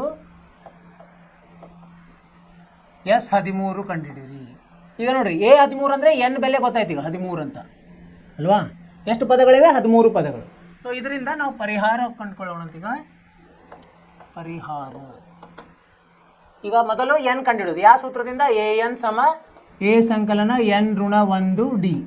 ಇಲ್ಲಿ ಡಿನೂ ಗೊತ್ತಿಲ್ಲ ನಮಗೆ. ಸೊ ಮೊದಲು ಡಿ ಸಿಗ್ತದೆ ನಮಗೆ ಅಲ್ವಾ? ಎ 13 ಎಷ್ಟಿದೆ 35 ಇದೆ ಸಮ ಎ ಎಷ್ಟಿದೆ 7 ಇದೆ ಸಂಕಲನ ಎನ್ ಎಷ್ಟಿದೆ 13 ಋಣ 1 ಡಿ. 35 ಆ ಕಡೆ ಹೋದರೆ ಋಣ ಆಗಿ ಇದು 28 ಆಗುತ್ತೆ. 28 ಭಾಗಲಬ್ಧ 13ರಲ್ಲಿ 1 ಹೋದರೆ 12 ಸರಿನಾ? ಸಮ ಡಿ ಎಷ್ಟು ಬಂತು? 22 ಭಾಗಲಬ್ಧ 2 ಅಂದರೆ 4 3 4 7 ಭಾಗಲಬ್ಧ 3 ಬಂತು. ಸರಿಯಾಗಿದೆಯಾ? ಇದನ್ನು ಸರಿಯಾಗಿದೆ. ಇದರ ಸಹಾಯದಿಂದ ನಾವು ಎಸ್ ಎನ್ ಕಂಡುಹಿಡಿಬೋದು. ಈಗ ಇದನ್ನು ಎಲ್ ಅಂತ ಹಿಡ್ಕೊಂಡ್ಬಿಡ್ಬೋದು ನಾವು. ಎಸ್ 13 ಅಂದರೆ ಎಸ್ 13 ಏನು ಎನ್ ಭಾಗಲಬ್ಧ 2 ಕಂಸದಲ್ಲಿ ಎ ಸಂಕಲನ ಎಲ್. ಎನ್ ಎಷ್ಟಿದೆ 13 ಇದೆ. 13 ಭಾಗಲಬ್ಧ 2 ಎ ಎಷ್ಟಿದೆ 7 ಇದೆ. ಎಲ್ ಎಷ್ಟಿದೆ ಕೊನೆಯ ಪದ 35 ಇದೆ. ಡಿ ಬೇಕಾಗಿಲ್ಲ, ಆದರೆ ಅವ್ರು ಕಂಡುಹಿಡಲಿಕ್ಕೆ ಹೇಳಿದ್ದಾರೆ. ಇದರಲ್ಲಿ ಬೇಕಾಗಿಲ್ಲ. ಅಂದರೆ 13 ಭಾಗಲಬ್ಧ 2 ಗುಣಲಬ್ಧ 35 7 42 2 1 2 26 ಅಲ್ಲ 2 21. ಇದನ್ನು ಗುಣಿಸಿದಾಗ 13 1 13 ಕೆಲ ಬಂತು 1 13 26 1 273 ಬಂತು ನಮ್ಗೆ ಮೊತ್ತ. ಸರಿಯಾಗಿದೆಯಾ? ಸರಿಯಾಗಿದೆ. ಡಿ ಬೆಲೆಯೂ ಸರಿಯಾಗಿದೆ, ಮೊತ್ತದ ಬೆಲೆಯೂ ಸರಿಯಾಗಿದೆ. ಏನು ಮಾಡಿದ್ವಿ? ಅವ್ರು ಕೊಟ್ಟಿದ್ದಾರೆ ಕೆಲವೊಂದು ಸಮಾಂತರ ಶ್ರೇಣಿ ಕೊಟ್ಟಿಲ್ಲ, ಅದರ ಮಾಹಿತಿ ಕೊಟ್ಟಾರೆ. ಮೊದಲನೇ ಪದ 7 ಇದೆ, 13ನೇ ಪದ 35 ಇದೆ. ನೀವು ಇದರ ಸಹಾಯದಿಂದ ಡಿ ಮತ್ತು 13 ಪದಗಳ ಮೊತ್ತ ಕಂಡುಹಿಡಿಯಿರಿ ಅಂತ ಹೇಳಿದ್ದಾರೆ. ಇಲ್ಲಿ ಇದರ ಮೇಲೆ ಏನಾಯಿತು? ಎ 13 ಅಂದರೆ ಅದು ಅಷ್ಟು ಪದಗಳಿವೆ ಅಂತ. ಎ 13 ಅಂದರೆ 13 ಪದಗಳಿವೆ. ನಾವೇನು ಮಾಡಿದ್ವಿ? ಎನ್ 13 ಅಂತ ತೊಗೊಂಡ್ವಿ. ಆವಾಗ ಮೊದಲು ನಾವು ಡಿ ಕಂಡುಹಿಡಿದ್ವಿ. ಅದರ ಸಹಾಯದಿಂದ ಎ ಎನ್ ಸಮ ಎ ಸಂಕಲನ ಎನ್ ಋಣ 1 ಡಿ. ಸರಿನಾ? ಸೊ ಅವಾಗೇನಾಯಿತು? ನಮ್ಮದು ಡಿ ಬೆಲೆ ಬಂತು. ಡಿ ಬೆಲೆ ಎಷ್ಟು ಬಂತು? 7 ಭಾಗಲಬ್ಧ 3 ಬಂತು. ಈ ಡಿಯನ್ನು ನಮ್ಮ ಇದು ಅಷ್ಟು ಹೇಳಿದ್ದಾರೆ. ಮತ್ತು ಎಸ್ 13 ಕಂಡುಹಿಡಲಿಕ್ಕೆ ಇದು ಬೇಕಾಗಿಲ್ಲ, ಯಾಕಂದರೆ ನಮಗೆ ಕೊನೆ ಪದ ಗೊತ್ತಿದೆ. ಇಲ್ಲಿ ಕೊನೆ ಪದವೇ 35. ಸೊ ಈ ಸೂತ್ರದಲ್ಲಿ ಎನ್ ಭಾಗಲಬ್ಧ 2 ಕಂಸದಲ್ಲಿ ಎ ಸಂಕಲನ ಎಲ್ ಈ ಸೂತ್ರವನ್ನು ಉಪಯೋಗಿಸಿ ನಾವು ಮೊತ್ತವನ್ನು ಕಂಡುಹಿಡಿದ್ವಿ. ಮೊತ್ತ ಎಷ್ಟು ಬಂತು? ನಮ್ಮದು 273 ಬಂತು. ಸರಿಯಾದ ಉತ್ತರ. ನಿಮಗೆ ಅರ್ಥವಾಗಿದೆ ಅಂತ ತಿಳ್ಕೊಂಡಿನಿ. ಹೀಗೆ ನಾವು ಮಾಡ್ತಾ ಹೋಗೋದು. ಬೇರೆ ಬೇರೆ ಇವನುಗಳನ್ನು ಉದಾಹರಣೆಗಳನ್ನು ನೋಡ್ತಾ ಹೋದರೆ ನಮಗೆ ಒಂದು ಆತ್ಮವಿಶ್ವಾಸ ಜಾಸ್ತಿ ಆಗ್ತದೆ. ಮುಂದಿನ ಪ್ರಶ್ನೆ ಯಾವುದಾಯ್ತು? ಈಗ ಎರಡನೇ ಪ್ರಶ್ನೆ. ಮೂರನೇ ಪ್ರಶ್ನೆ ಏನಿದೆ ಮೂರನೇ ಪ್ರಶ್ನೆ, ಎ 12 ಕೊಟ್ಟಾರ ಅವರು. ಎ 12 ಸಮ 37. ಆಮೇಲೆ ಡಿ ಕೊಟ್ಟಾರ ಸಾಮಾನ್ಯ ವ್ಯತ್ಯಾಸ ಎಷ್ಟು 3. ಆಮೇಲೆ ಎ ಅವ್ರೇನು ಹೇಳಿದ್ದಾರೆ, ಎ ಮತ್ತು S12 ಕಂಡುಹಿಡಿಯಿರಿ. ಎ ಮತ್ತು S12 ಕಂಡುಹಿಡಿಯಿರಿ. ಮೊತ್ತ 12 ಪದಗಳ ಮೊತ್ತವನ್ನು ಕಂಡುಹಿಡಿಯಿರಿ. ಇಲ್ಲೇನಾಯ್ತು ಈಗ, ಇದರಿಂದ ಏನು ಸಿಗುತ್ತೆ ನಮಗೆ, ಎನ್ ಸಿಗುತ್ತೆ ನೋಡಿ. ಎನ್ ಎಷ್ಟು 12 ಆಗ್ತದೆ. ಇಲ್ಲಿದೆ ಅಲ್ಲ, ಅದೇ ಎನ್ ಅಂತ ತೊಗೊಂಡ್ಬಿಡೋದು. ಅವ್ರು ಕೊನೆಗೆ ಎಷ್ಟು ಕೊಟ್ಟಿರ್ತಾರೆ ಅದನ್ನೇ ಎನ್ ಅಂತ ತೊಗೊಳ್ಳೋದು. ಈಗ ಸೂತ್ರದಲ್ಲಿ ಹಾಕಿದಾಗ ಏನಾಗ್ತದೆ ನಮಗೆ, ಎ ಸಿಗ್ತದೆ ನೋಡೋಣ. ಎ 12 ಅಂದ್ರೆ ಏನು, ಎ ಸಂಕಲನ 11D. ಇದು ಗೊತ್ತಲ್ಲ. ಎನ್ ಋಣ 1D ಅಂದರೆ ಎನ್ ಇದ್ದಲ್ಲಿ 12 ಹಾಕಿದ್ರೆ 11D ಬರ್ತದೆ. ನೇರವಾಗಿ ಬರ್ತೀನಿ ನಾನು. ಎ 12 ಇದ್ದಲ್ಲೇ 37 ಹಾಕೋಣಂತೆ ಸಮ ಎ ಗೊತ್ತಿಲ್ಲ 11, ಡಿ ಎಷ್ಟಿದೆ 3 ಅಂತ ಕೊಟ್ಟಾರೆ. ಸೊ ಎ ಎಷ್ಟಾಯಿತು 37 ಋಣ 33 ಆಯಿತು, ಅಂದರೆ 4 ಬಂತು. ಎ 4. ಈಗ S12 ಕಂಡುಹಿಡ್ಲಿಕ್ಕೆ ಹೇಳಿದ್ದಾರೆ. S12 ಹೇಗೆ ಕಂಡುಹಿಡಿಯೋದು, ಎನ್ ಭಾಗಲಬ್ಧ 2 ಎ ಸಂಕಲನ ಎಲ್. ಯಾಕಂದರೆ ಕೊನೆಯ ಪದ ಕೊಟ್ಬಿಟ್ಟಿದ್ದಾರೆ ನೋಡಿ, ಎ 12 ಅಂತ 37 ಅದನ್ನು ಉಪಯೋಗಿಸೋಣಂತೆ. ಎನ್ ಎಷ್ಟು ಬಂತು ನಮ್ಮದು 12, 12 ಭಾಗಲಬ್ಧ 2. ಎ ಎಷ್ಟು ಬಂತು 4, ಎಲ್ ಎಷ್ಟಿದೆ 37 ಇದೆ. 6 ಗುಂಡ್ಲೆ 41, 37 ಸಂಕಲನ 4 ಅಂದರೆ 41, ಅಂದರೆ 6 1 6, 6 4 24, 246. ಉತ್ತರವನ್ನು ಪರೀಕ್ಷಿಸೋಣಂತ. ಮೂರನೇ ಪ್ರಶ್ನೆ ಸರಿಯಾಗಿದೆ. ಎ ಇದು 4 ಸರಿಯಾದ ಉತ್ತರ, ಇದು ಮತ್ತು 246 ಸರಿಯಾದ. ಅರ್ಥವಾಯಿತು? ಅಲ್ಲೇ ಇರ್ತದೆ ಅದು, ಅಲ್ಲೇ ಏನು ಅವರು ಪದಗಳು ಕೊಟ್ಟಿರ್ತಾರೆ. ನಾವು ಸೂತ್ರಗಳಲ್ಲಿ ಹೇಗೆ ಸರಿಯಾಗಿ ಉಪಯೋಗಿಸ್ತೀವಿ ಅದರ ಮೇಲೆ ನಮಗೆ ಸರಳವಾಗಿ ಇದು ಪರಿಹಾರ ಸಿಗ್ತದೆ. ಏನು ಕೊಟ್ಟಿದ್ದಾರೆ ಅಲ್ಲಿ, ಎ 12 ಕೊಟ್ಟಾರೆ, ಡಿ ಕೊಟ್ಟಾರೆ, ಎ ಮತ್ತು S12 ಕೇಳಿದ್ದಾರೆ. ಇದರ ಮೇಲೆ ಏನು ಸಿಗ್ತದೆ ನಮಗೆ, ಇದು ಎನ್ ಬೆಲೆ ಸಿಕ್ಬಿಡ್ತು. 12 ಪದಗಳಿವೆ ಅಂದರೆ 12. ಆಮೇಲೆ ಏನು ಮಾಡಿದ್ವಿ ನಾವು, ಎ ಕಂಡುಹಿಡ್ಕೊಂಡು ಸೂತ್ರದಲ್ಲಿ ಹಾಕಿ, ಆಮೇಲೆ ಅದೇ ಏನು ಉಪಯೋಗಿಸಿ ಮೊತ್ತವನ್ನು ಕಂಡುಹಿಡ್ಕೊಂಡು ಸರಿಯಾದ ಉತ್ತರ. ನೀವು ಸಹ ನಿಮಗೂ ಅರ್ಥವಾಯ್ತು ಅಂತ ತಿಳ್ಕೊಂಡಿರಿ. ನೀವು ಇದನ್ನು ಪುನರಾವರ್ತನೆ ಮಾಡಿರಿ ಮತ್ತು ನಿಮ್ಮ ಇದರಿಂದನೇ ಬರೀರಿ, ಸ್ವಂತ ಇದರಿಂದ ನಿಮಗೆ ಅರ್ಥವಾಗ್ತದೆ. ಇನ್ನು ಬೇಗ ಬೇಗ ಅರ್ಥ. ಈಗ ಎಷ್ಟಾಯಿತು, ಮೂರನೇ ಪ್ರಶ್ನೆ. 3ರಲ್ಲಿ 3 ಆಯ್ತು. ಈಗ 4ನೇ ಪ್ರಶ್ನೆ ಏನಿದೆ, 4ನೇ ಪ್ರಶ್ನೆ ಇಲ್ಲಿದೆ. ಇಲ್ಲಿ ಎ 3 ಕೊಟ್ಟಾರ 15, S10 ಕೊಟ್ಟಾರ 125. ಆದರೆ ಡಿ ಮತ್ತು ಎ 10 ಕಂಡುಹಿಡಿಯಿರಿ. ಕಂಡುಹಿಡಿಯೋಣಂತೆ. 4ನೇ ಪ್ರಶ್ನೆ ಎ 3 ಕೊಟ್ಟಾರೆ. ಎ 3 ಎಷ್ಟು 15, S10 125. ಆಮೇಲೆ ಅವ್ರೇನು ಹೇಳಿದ್ರೆ ಡಿ ಅನ್ನು ಕಂಡುಹಿಡೀರಿ, ಎ 10 ಕಂಡುಹಿಡೀರಿ ಅಂತ ಹೇಳಿದ್ರು. ಈಗೇನಾಯಿತು, S10 ಅಂದರೆ ಇದು ಎನ್ ಎಷ್ಟಿದೆ 10 ಇದ್ದಂಗೆ ಈಗ ಅಲ್ವಾ. ಈಗ ಪರಿಹಾರ, ಎ 3 15 ಕೊಟ್ಟಾರೆ. ಅಂದರೆ ಏನಾಯ್ತು, ಎ 3 ಹೆಂಗೆ ಬರಿಬೋದು ನಾವು, ಎ ಸಂಕಲನ 2D ಅಂತ ಬರಿಬೋದು. ಎ ಸಂಕಲನ 2D ಸಮ 15. ಈಗ 2 ಗೊತ್ತಿಲ್ಲ ನಮಗೆ, ಏನೂ ಗೊತ್ತಿಲ್ಲ ಇಲ್ಲಿ. ಸೊ ಇದು ಒಂದು ಹಾಗೆ ಇಡೋಣ. ಮತ್ತೇನು ಕೊಟ್ಟಿದ್ದಾರೆ ಅವರು, S10 ಕೊಟ್ಟಿದ್ದಾರೆ. S10 ಹೇಗೆ ಬರಿಬೋದು ನಾವು, S10 ಸೂತ್ರದಲ್ಲಿ ಹಾಕಿದಾಗ ಎನ್ ಭಾಗಲಬ್ಧ 2, 2 ಎ ಸಂಕಲನ ಎನ್ ಋಣ 1D. ಇದರಲ್ಲಿ ಏನೇನಿದೆ ನೋಡಿ, S10 ಇದೆ 125 ಸಮ ಎನ್ ಎಷ್ಟು 10 ಇರ್ತದೆ. ಇಲ್ಲಿ ಭಾಗಲಬ್ಧ 2, 2 ಎ ಗೊತ್ತಿಲ್ಲ ಹಾಗೆ ಇಡೋಣ ಅಂತ. ಎನ್ ಎಷ್ಟು 10 ಋಣ 1, ಡಿ ಎಷ್ಟಿದೆ ಅದು ಗೊತ್ತಿಲ್ಲ, ಅದನ್ನು ಕಂಡುಹಿಡಿಬೇಕು ನಾವು. ಸರಿ, ಸೊ ಇಲ್ಲೇನಾಯ್ತು, ಇದು 125 ಭಾಗಲಬ್ಧ 10 ಭಾಗಲಬ್ಧ 2 5 ಇಲ್ಲಿ ಬರ್ತದೆ. ಭಾಗಲಬ್ಧ 5 ಆಗ್ತದೆ ಸಮ 2 ಎ ಸಂಕಲನ 9D ಆಯಿತು. ಸರಿನಾ? ಸರಿ, ಇದನ್ನು ಬಿಡಿಸಿದ್ರೆ 2 1 2 25 ಆಯಿತು. 25 ಸಮ ಎ ಅಂದರೆ ಏನಾಗುತ್ತೆ ಈಗ, ಎ ಸಮ 15 ಋಣ 2D. ಇದನ್ನು ಇಲ್ಲೇ ಉಪಯೋಗಿಸೋಣ. 2 15 ಋಣ 2D ಸಂಕಲನ 9D. ಅಂದರೆ ಡಿ ಒಂದೇ ಆಯ್ತಲ್ಲ, ಡಿ ನಮಗೆ ಸರಳವಾಗಿ ಕಂಡುಹಿಡಿಬೋದು. 30 ಋಣ 4D ಸಂಕಲನ 9D. ಇದು 25. ಈಗ 30 ಆ ಕಡೆ ಹೋದರೆ ಏನಾಗುತ್ತೆ, ಋಣ 30 ಆಗಿ ಋಣ 5 ಉಳಿತದೆ. ಇದು 9Dಯಲ್ಲಿ 4D ಹೋದರೆ 5D. ಡಿ ಬೆಲೆ ಎಷ್ಟಾಯಿತು, ಋಣ 1 ಆಯಿತು. ಡಿ ಬೆಲೆ ಋಣ 1. ಎ 10 ಆರಾಮಾಗಿ ಕಂಡುಹಿಡಿಬೋದು ನಾವು. ಎ 10 ಅಂದ್ರೇನು, ಎ ಸಂಕಲನ 9D. ಎ ಎಷ್ಟು ಬಂದಿದೆ ಇದರಲ್ಲಿ ಹಾಕಿದರೆ ಎ ಸಿಗ್ತದೆ ನಮಗೆ. 15 ಋಣ 2 ಗುಂಡ್ಲೆ ಋಣ 1 ಅಂದರೆ ಎಷ್ಟಾಯ್ತು, ಇದು 15 17 ಆಗುತ್ತೆ. ಎ 17 ಆಯಿತು, ಅದನ್ನು ಇಲ್ಲಿ ಉಪಯೋಗಿಸೋಣ. 17 ಸಂಕಲನ 9 ಗುಂಡ್ಲೆ ಋಣ 1, 17 ಋಣ 9, ಎ 10 8 ಆಯಿತು. ಉತ್ತರವನ್ನು ಪರೀಕ್ಷಿಸೋಣಂತೆ. ಇದು 4ನೇ ಇದ್ದಲ್ಲ, ಎ ಎಷ್ಟು ಬಂತು A17 ಬಂತು, ಸರಿಯಾಗಿದೆ. ಇದು ಎ ಕಂಡುಹಿಡಲಿಕ್ಕೆ ಹೇಳಿಲ್ಲ ಅಂದರೂ ಕಂಡುಹಿಡಿದ್ವಿ, ಬೇಕಾಗತ್ತೆ ನಮಗೆ, ಅದಕ್ಕೆ ಕಂಡುಹಿಡಿದ್ವಿ. ಎ ಸರಿಯಾಗಿ ಬಂದಿದೆ, A10 8 ಸರಿಯಾಗಿದೆ. ಡಿನೂ ಹೇಳಿದ್ದಾರೆ, ಡಿ ನಮಗೆ ಋಣ 1, ಇದು ಸರಿಯಾಗಿದೆ. ಅರ್ಥವಾಯಿತು ವಿದ್ಯಾರ್ಥಿಗಳೇ? ಅವರು ಒಂದು ಕ್ಲಿಷ್ಟಕರವಾಗಿ ಕೊಟ್ಟಿರ್ತಾರೆ, ಅದನ್ನು ನಾವು ಅದರ ಉಪಯೋಗ ತೊಗೋಬೇಕು. ಏನೇನು ಕೊಟ್ಟಿದ್ದಾರೆ ಆ ಪದಗಳನ್ನು ನಮಗೆ ಉಪಯೋಗ ಬರುವಂಗೆ ಅದನ್ನು ತಗೊಂಡು ಆ ಮಾಹಿತಿಯಿಂದ ನಾವು ಕಂಡುಹಿಡಿಬೇಕು. ಇಲ್ಲೇನು ಕೊಟ್ಟಿದ್ದಾರೆ, 3ನೇ ಪದ ಕೊಟ್ಟಾರೆ, 10ನೇ ಪದಗಳ ಮೊತ್ತ ಕೊಟ್ಟಾರೆ, S10 ಕೊಟ್ಟಾರೆ. ಅಂದರೆ ಎನ್ ಅಂದರೆ ನಾವು 10 ತೊಗೊಳ್ಬೋದು. ಆವಾಗ 2 ಸಮೀಕರಣಗಳು ಸಿಗ್ತವೆ ನಮಗೆ, ರೇಖಾತ್ಮಕ 2 ಸಮೀಕರಣ. ಅದನ್ನು ಉಪಯೋಗಿಸಿ ನಾವು 2 ಏನು ಕಂಡುಹಿಡುವ ಚರಾಕ್ಷರಗಳು ಯಾವ್ಯಾವು, ಎ ಮತ್ತು ಡಿ ಅವನ್ನ ಕಂಡುಹಿಡಿದ್ವಿ ನಾವು. A17 ಬಂತು, ಡಿ ಋಣ 1 ಬಂತು. ಇವೆರಡನ್ನು ಉಪಯೋಗಿಸಿ A10 ಕಂಡುಹಿಡಿದ್ವಿ. ಎಷ್ಟು ಬಂತು, 8. ಸರಿಯಾದ ಉತ್ತರ. ನಿಮಗೆ ಅರ್ಥವಾಯ್ತು ಅಂತ ತಿಳ್ಕೊಂಡಿದ್ದೀನಿ ಅಲ್ವಾ? ಸ್ವಲ್ಪ ನಾವು ಜಾಸ್ತಿ ಅದನ್ನು ನಾವು ರೂಢಿ ಮಾಡಲಿಕ್ಕೆ ಅಂದರೆ ನಮಗೆ ಅದರಲ್ಲಿ ನೈಪುಣ್ಯತೆ ಬರ್ತದೆ, ಪರ್ಫೆಕ್ಟ್ ಆಗ್ತೀವಿ ನಾವು. ಮುಂದಿನದು 5ನೇ ಪ್ರಶ್ನೆ ಏನಿದೆ? 5ನೇ ಪ್ರಶ್ನೆ ಇಲ್ಲಿ ಡಿ ಕೊಟ್ಟಿದ್ದಾರೆ, ಡಿ ಸಮ 5, ಆಮೇಲೆ S9 ಎಷ್ಟು 75, ಎ ಮತ್ತು A9 ಕಂಡುಹಿಡಲಿಕ್ಕೆ ಹೇಳಿದ್ದಾರೆ. ಈಗ A9 ಅಂದರೆ ಇಲ್ಲಿ ಪರಿಹಾರದಲ್ಲಿ ಎನ್ ಸಿಕ್ಕಂಗೆ ಆಯ್ತು ನಮಗೆ. ಪರಿಹಾರ ಎನ್ ಎಷ್ಟಾಯಿತು, 9 ಆಯಿತು ಅಲ್ವಾ? ಆಮೇಲೆ ಈಗ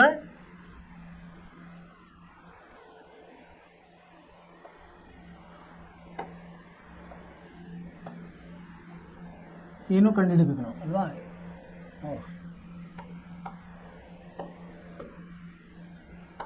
A9 ಕಂಡುಹಿಡಬೇಕು. A9 ಮತ್ತು ಎ ಕಂಡು ಹೆಂಗೆ ಕಂಡುಹಿಡಿತೀವಿ ನಾವು? ಎ ಹೆಂಗೆ ಕಂಡುಹಿಡಿತೀವಿ? ಇಲ್ಲಿ A9 ಅಂದರೆ ಏನು ಸೂತ್ರ? ಎ ಸಂಕಲನ N2D ಆಗುತ್ತೆ. A9 ಗೊತ್ತಿಲ್ಲ, ಅದು ಗೊತ್ತಿಲ್ಲ, ಏನೂ ಗೊತ್ತಿಲ್ಲ. ಡಿ ಗೊತ್ತಿದೆ, ಡಿ ಅಂದರೆ 8 × 5 ಅಂದರೆ ಎ ಸಂಕಲನ 40. ಇದು ಒಂದು ಸಮೀಕರಣ ಆಯ್ತು ನಮಗೆ. ಆಮೇಲೆ A9 ಇನ್ನೊಂದು S9 ಅಂದರೆ ಹೆಂಗೆ ಮಾಡ್ತೀವಿ ನಾವು? S9 ಅಂದರೆ ಕೊನೆ ಪದ A9 ಇದೆ ಅಲ್ವಾ? ಈಗ n ಭಾಗಲಬ್ಧ 2 ಎ ಸಂಕಲನ A9 ಆಗುತ್ತೆ ಅಲ್ವಾ? ಈಗ S9 ಕೊಟ್ಟಿದ್ದಾರೆ ಅವರು 75, n ಎಷ್ಟು 9 ಭಾಗಲಬ್ಧ 2, ಇದು ಎ ಸಂಕಲನ A9. ಯಾಕಂದರೆ A9 ಯಾಕೆ ಬರ್ತೀವಿ ಅಂದರೆ ಇದು ಕೊನೆಯ ಪದ, A9 ಕೊನೆಯ ಪದ. ಇಲ್ಲಿ ಇದನ್ನು ಬಿಡಿಸಿದಾಗ ಎಷ್ಟು ಬರ್ತದೆ? 75 × 2 ಭಾಗಲಬ್ಧ 9, 3 3 25 25 2 50 ಭಾಗಲಬ್ಧ 3 ಆಯಿತು. ಇದೆಲ್ಲ ಹೋಗಲಿಲ್ಲ, ಇದೆಷ್ಟು ಹೋಗ್ತದೆ? ಎ ಸಂಕಲನ A9. ಇಲ್ಲಿ ಏನಾಗುತ್ತೆ? A9 ಋಣ ಎ 40 ಆಗ್ತದೆ. ಹಾಗಾಗಿ A9 ಇಲ್ಲಿ ಹಾಕಿದರೆ ಏನು ಬರ್ತದೆ? ಎ ಸಂಕಲನ 45. ಅಂದರೆ ಇದು ಈ ಕಡೆ ಹೋದರೆ 50 ಭಾಗಲಬ್ಧ 3 ಋಣ 40 ಸಮ 2a ಆಯಿತು. ಇದು ಲಸ 3 ಆಗ್ತದೆ, 120 ಋಣ 70 ಸಮ 2a. ಎಷ್ಟಾಗುತ್ತೆ?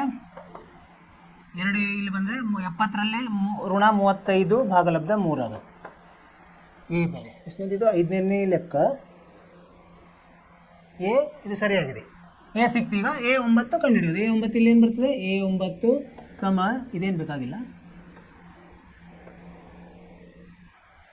A9 ಅಂದರೆ ಎ ಎಷ್ಟಿದೆ? ಋಣ 35 ಭಾಗಲಬ್ಧ 3 ಸಂಕಲನ 40. 120ರಲ್ಲಿ 35 ಅಂದರೆ ಎಷ್ಟು? 75 75 ಭಾಗಲಬ್ಧ 3 ಬರ್ತದೆ. A9 20 ಅಲ್ಲ 85. 120ರಲ್ಲಿ 35 ಹೋದರೆ ಎಷ್ಟು ಬರ್ತದೆ? 10 5 ಹೋದರೆ 12 ನಮಗೆ 85 ಬರ್ತದೆ. ಇದು ಸರಿಯಾದ ಉತ್ತರ, ಇದು ಸರಿಯಾದ ಉತ್ತರ, ಇದು ಸರಿಯಾದ ಉತ್ತರ. ಅರ್ಥವಾಯಿತು?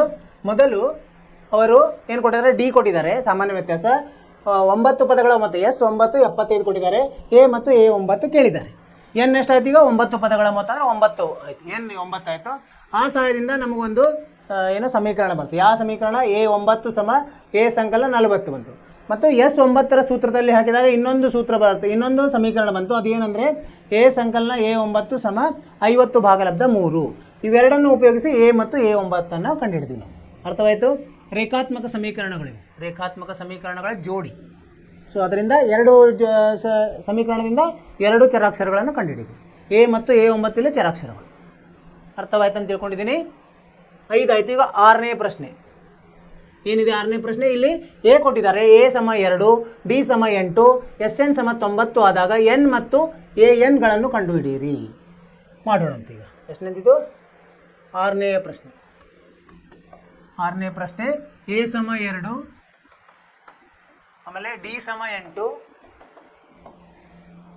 SN = 90 ಆದಾಗ N ಕಂಡುಹಿಡಿಯಿರಿ ಮತ್ತು AN ಕಂಡುಹಿಡಿಯಲಿಕ್ಕೆ ಹೇಳಿದ್ದಾರೆ. ಪರಿಹಾರ. ಈಗ SN 90 ಏನು ಗೊತ್ತಿಲ್ಲ. ಈಗ ಹೇಗೆ ಕಂಡುಹಿಡಿಯೋದು ನಾವು? ಈಗ SNಗೆ ಏನು ಸೂತ್ರ? SN = n/2 ಕಂಸದಲ್ಲಿ 2a ಸಂಕಲನ n-1d. ಆಯಿತಾ? ಈಗ SN ಕೊಟ್ಟಿದ್ದಾರೆ 90. 90 n ಗೊತ್ತಿಲ್ಲ, n/2 ಸಂಕಲನ 2a ಅಂದರೆ ಎಷ್ಟಾಯಿತು? 2a ಕೊಟ್ಟಿದ್ದಾರೆ. 2 2 × 2 ಸಂಕಲನ n-1 d ಎಷ್ಟಿದೆ? 8 ಇದೆ. ಎಷ್ಟು ಬರ್ತದೆ ಇದು? 2 ಈ ಕಡೆ ಹೋದ್ರೆ 180 ಆಯಿತು. n ಗುಣಲಬ್ಧ 4 ಮತ್ತು ಸಂಕಲನ 8n ಋಣ 8 ಆಯಿತು ಅಲ್ವಾ? 8 × n 8n, 8 × -1 ಋಣ 8 ಆಯಿತು. ಇದನ್ನು ಬಿಡಿಸಿದಾಗ ಎಷ್ಟಾಯಿತು? n ಮತ್ತು 8 ಗುಣಿಸಿದ್ರೆ 8n² ಆಯಿತು. ಆಮೇಲೆ ಇಲ್ಲಿ ಋಣ 8 ಧನ 4 ಸೇರಿದೆ ಋಣ 4 ಋಣ 4n ಆಯಿತು. ಇದು ಎಷ್ಟು? 180ಕ್ಕೆ ಸಮ. ಇವೆಲ್ಲ ಈ ಕಡೆ ತೊಗೊಂಡು ಹೋದ್ರೆ ಏನಾಗ್ತದೆ? 8n² ಋಣ 4n ಋಣ 180 = 0. ಈಗ ಇದಕ್ಕೇನು ಮಾಡೋಣ? ಇದು ಎಷ್ಟರಿಂದ ಭಾಗ ಹೋಗ್ತದೆ? 4 ಭಾಗಲಬ್ಧ ಆಗ್ತದೆ. 2n² ಋಣ n ಋಣ 4 4 16 4 5 = 0. ಈಗ ಇದು ಎಂಥದ್ದಾಯಿತು? ಒಂದು ವರ್ಗ ಸಮೀಕರಣ ಆಯಿತು. ಈ ವರ್ಗ ಸಮೀಕರಣ ಬಿಡಿಸ್ಕೋಬೇಕು ನಾವು. ಹೆಂಗೆ ಬಿಡಿಸೋದು? ಈಗ ಗುಣಿಸಿದರೆ 90 ಆಗಬೇಕು, ಕೂಡಿಸಿದ್ರೆ ಋಣ 1 ಆಗಬೇಕು. ಎರಡು ಸಂಖ್ಯೆಗಳನ್ನು ನಾವು ಹುಡುಕಬೇಕು. ಯಾವ ಎರಡು ಸಂಖ್ಯೆ? ಋಣ 10 ಧನ 9 ಉಪಯೋಗಿಸಿದರೆ ಬರ್ತದೆ. 2n² ಋಣ 10n ಧನ 9n ಋಣ 45 = 0. ಇವೆರಡು ಗುಂಪುಗಳನ್ನು ಮಾಡಿದರೆ ಮಧ್ಯದ ಪದವನ್ನು ಬಿಡಿಸ್ತಾ ಇದ್ದೀವಿ ನಾವು. 2n ಕಂಸದಲ್ಲಿ n ಋಣ 5 ಸಂಕಲನ ಇದು 9 ಕಂಸದಲ್ಲಿ n ಋಣ 5 = 0. ಇಲ್ಲಿ ತಗೋತೀನಿ. n ಋಣ 5 ಸಾಮಾನ್ಯ 2n ಸಂಕಲನ 9 = 0. ಅಂದರೆ n ಋಣ 5 0ಗೆ ಸಮ, ಅಥವಾ 2n ಸಂಕಲನ 9 0ಗೆ ಸಮ. n = 5 ಅಥವಾ n ಋಣ 9 ಭಾಗಲಬ್ಧ 2. n ಅಂದ್ರೆ ಏನು? ಸಂಖ್ಯೆಗಳು, ಪದಗಳು ಋಣ ಇರಲಿಕ್ಕೆ ಸಾಧ್ಯವಿಲ್ಲ, ಧನ ಮಾತ್ರ ಇರ್ತದೆ. ಹಾಗಾಗಿ ನಾವು n ಬೆಲೆಯನ್ನು ಇದನ್ನು ಮಾತ್ರ ತಗೋಬೇಕು. 5 n ಬೆಲೆ ಬಂತು. ಈಗ an ಬೆಲೆ ಹೇಗೆ ಕಂಡುಹಿಡಬೇಕು ಅಂದರೆ A5 ಕಂಡುಹಿಡಿಬೇಕು. an ಅಂದರೆ a ಸಂಕಲನ n ಋಣ 1d. a ಎಷ್ಟಿದೆ? 2 ಇದೆ. ಸಂಕಲನ n ಎಷ್ಟಿದೆ? 5 ಸಿಕ್ಕಿದಿಲ್ಲ. 5 ಋಣ 1d ಎಷ್ಟಿದೆ?